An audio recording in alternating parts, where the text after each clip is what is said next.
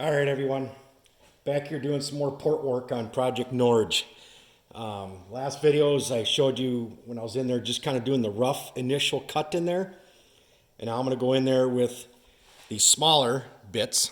Like I said, this one's a little diamond abrasive bit, very small diameter. And we're going to get down into this port right in here and work this part of the casting slag out of here. So you can kind of see what I'm talking about here is this crappy casting slag that's in here that interrupts with your air and fuel flow. So if you can clean that stuff out, you can see it on this side here too. You clean that out, that dramatically helps your air and fuel flow. So we're not changing the size of anything here. We're not getting the ports bigger. We're just cleaning up what's here, and we're knife pointing down this end here so it wasn't a big blunt for that air and fuel to just ram right into and then split and go up the port. Now it's just going to equally divide right around that spot there and slide right up the port. Nice, nice good air and fuel flow then into the port or into the cylinder then. So I'll work out this little spot right here, and I'll do some more work on the porting for you, but you can kind of get the general idea here as I'm working on here. Slow and easy. Do not change the port size at all, and just clean up what's here. This is really easy to do. This is my third cylinder I've done now. Never done this before. My confidence level keeps growing and growing. The more I do it, I actually find myself going back to the first cylinder I did and doing a little bit more to it. It's like, oh, I didn't quite get that one perfect. I can do better than that. So I'll go back to that first one, and I've tweaked that one a couple times now after doing my first or the second cylinder. And now after the third, I'll probably go back and tweak the second and the first one a little bit too. Just I learn a little bit more as I go and I get better at cleaning them up.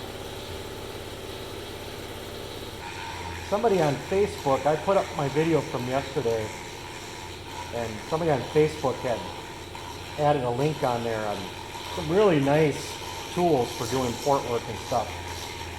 And yeah, they are nice. Not very expensive either. It was like $60 for the one he showed on there. It was a nice pencil deburr.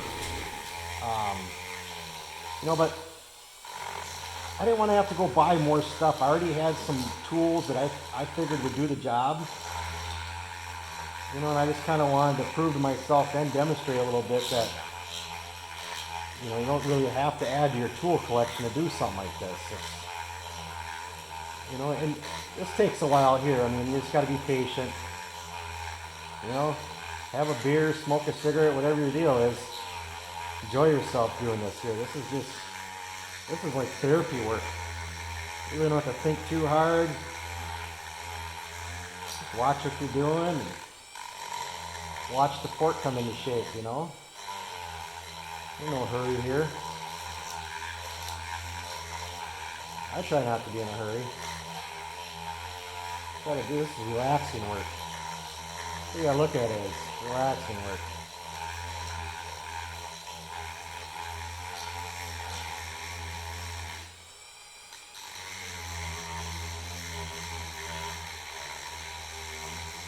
I find with these diamond cutters here though too, is they cut good, but then again they cut slow, so and all of a sudden go, oh, I took too much out of there. I find that you can really sneak your way up on it with these smaller little bits. You don't, it doesn't all of a sudden get out of hand on you. I think that's why I keep going back to some of my first cylinders and kind of keep tweaking them, because you can kind of just keep taking a little bit out and a little bit out at a time.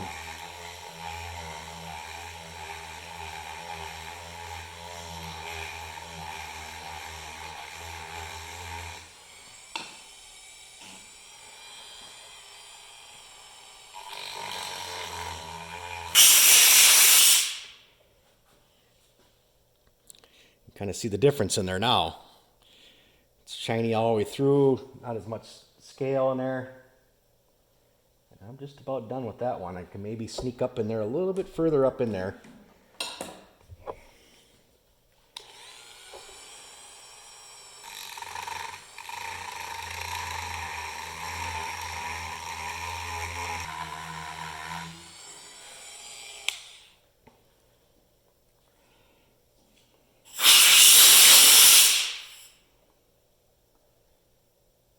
call that spot good also. I'm going to change out my bit, put a little bit larger diameter in there now, because some of these spots down in here, I can use a little bit larger diameter one.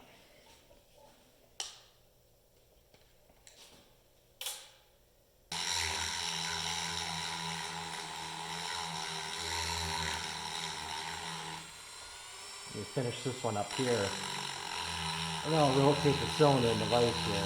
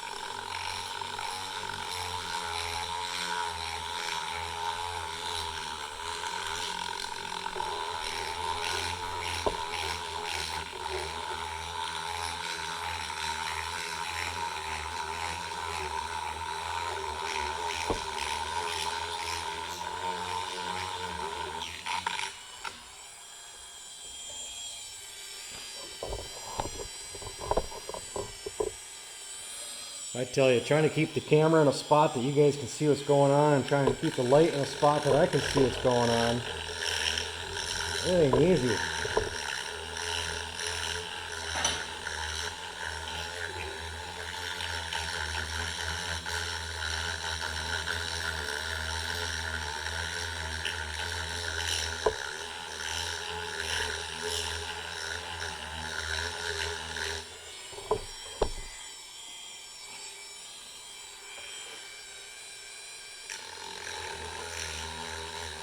So you can see the little bit of time that I spent in there. It wasn't long on that one spot in there.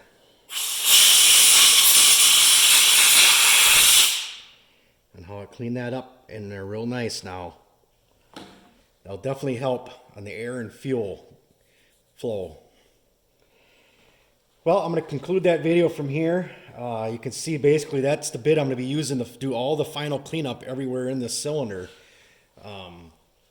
I mean, basically, I would hope you can understand what I got going on here.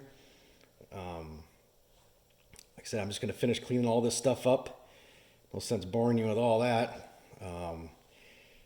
And my next video, I'll just show you all 3 cylinders all nice and cleaned up good. And we'll start gasket matching the cylinders to the case. And then we're also going to do, I read up on a water line fix for these cylinders. These were notorious. They ran hot on the exhaust side.